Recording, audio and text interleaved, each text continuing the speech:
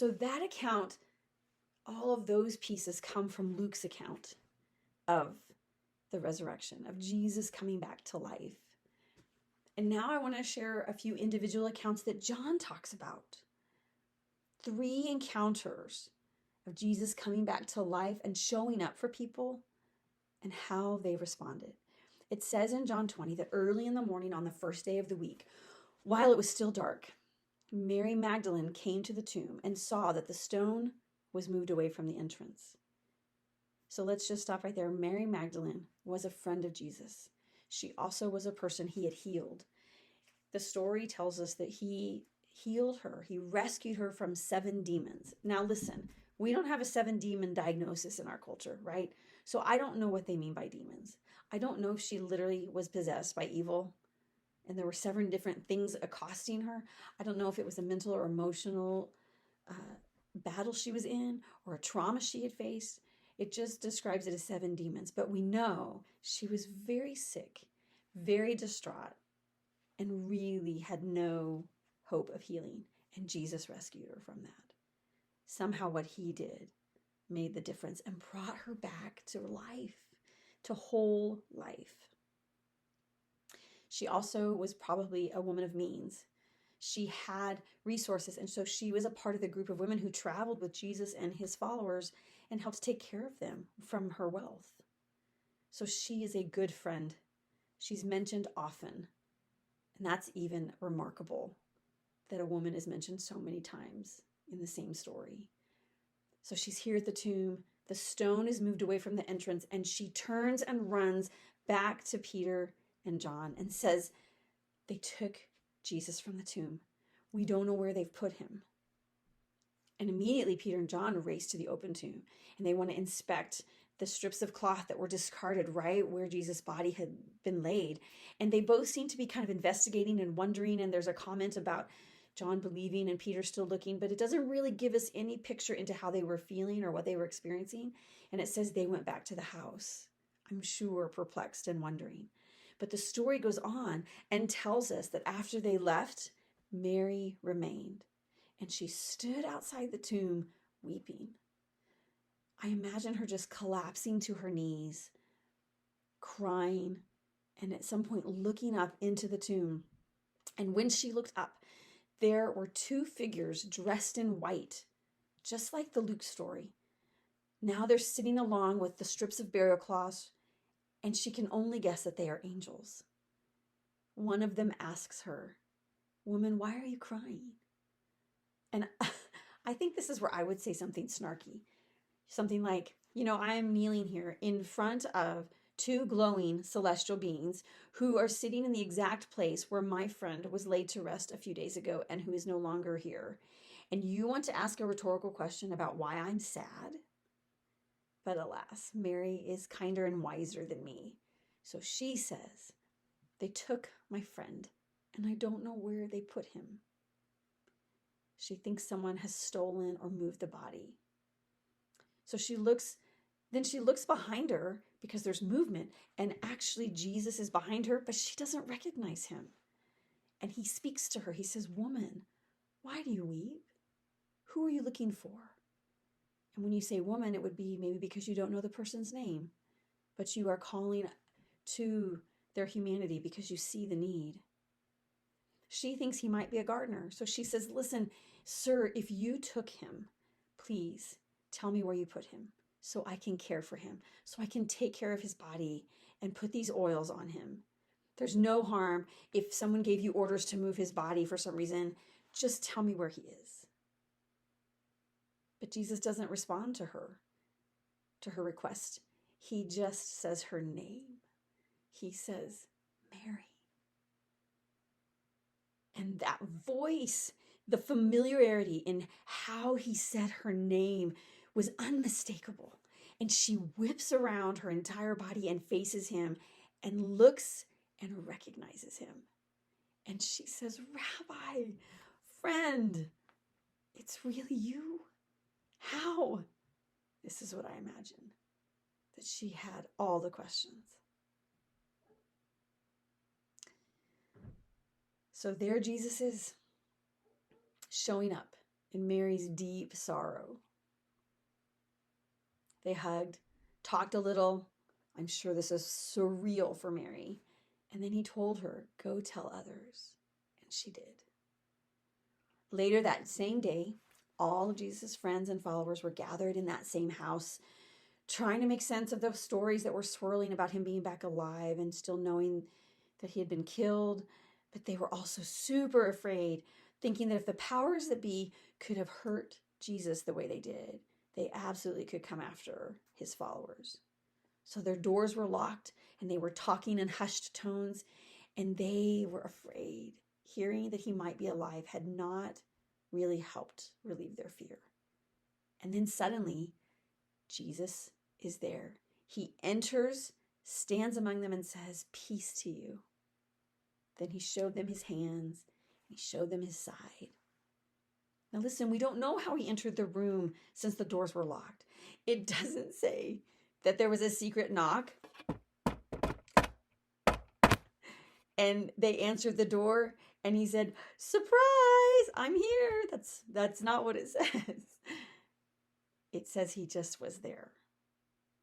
And so while they're still gasping in surprise, he says again, peace to you. Just as the Father sent me, I send you. Now listen, I think that's a weird thing to say. He just showed up.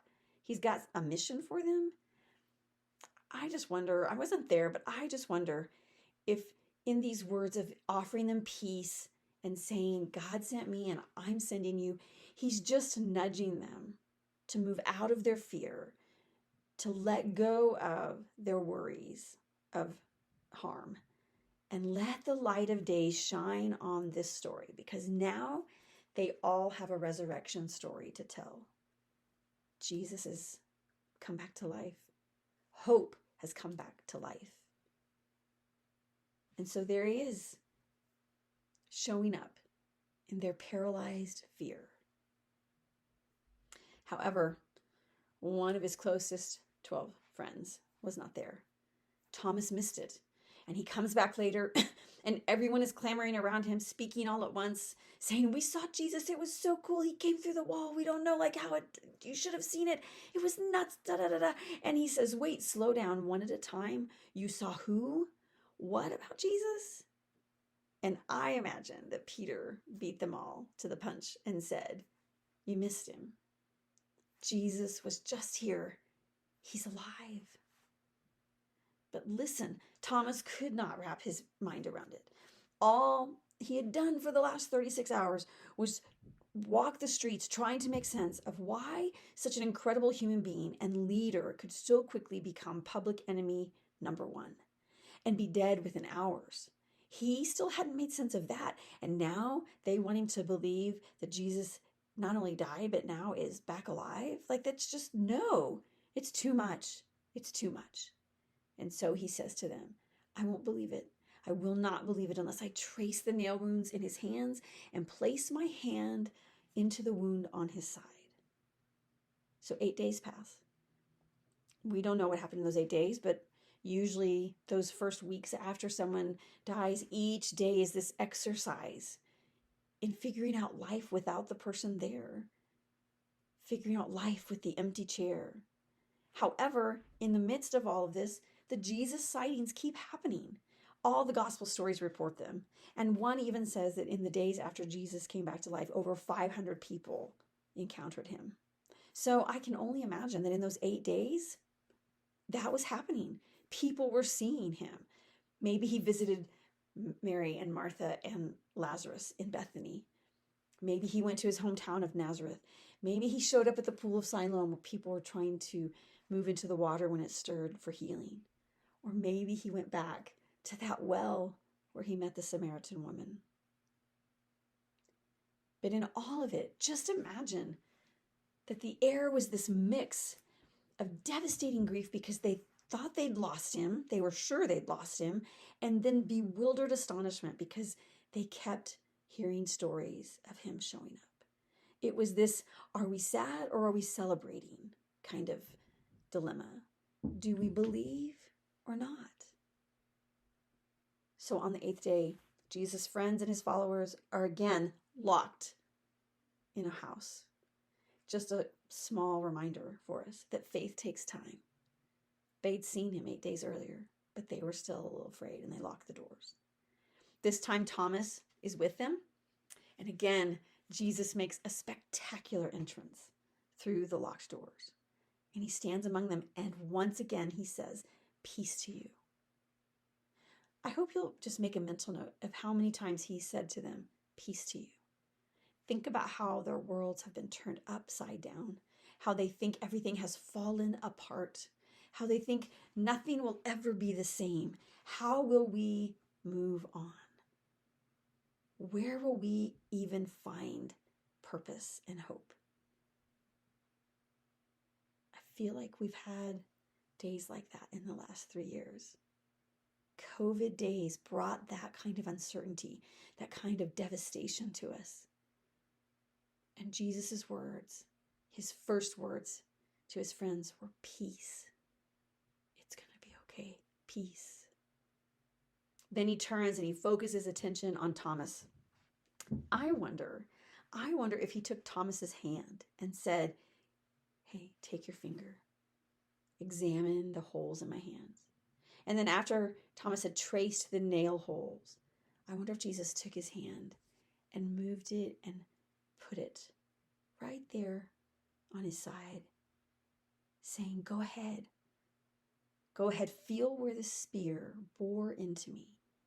Allow my wounds, my real wounds, to help you believe that I am here." And Thomas, he says, "My Lord and my God." I feel like if this happened today, the words might be, "Oh my God, it's you. It's really you." And not in a taking the Lord's name in vain kind of, "Oh my God," but an, "Oh my God, my Lord, my friend Jesus, it is you. It's really you." So there Jesus is, showing up in Thomas's doubt. There he was, showing up in all of his followers' paralyzed fear.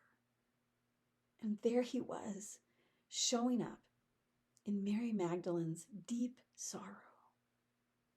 3 different encounters, 3 different responses to the story of Jesus coming back to life. None of them get all of the answers, but they all get his presence.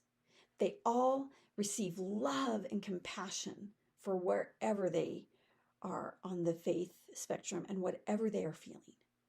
And all of them get Jesus showing up proximate and near and with all the presence of who he was.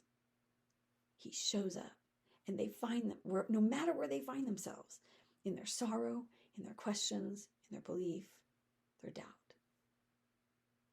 He shows up.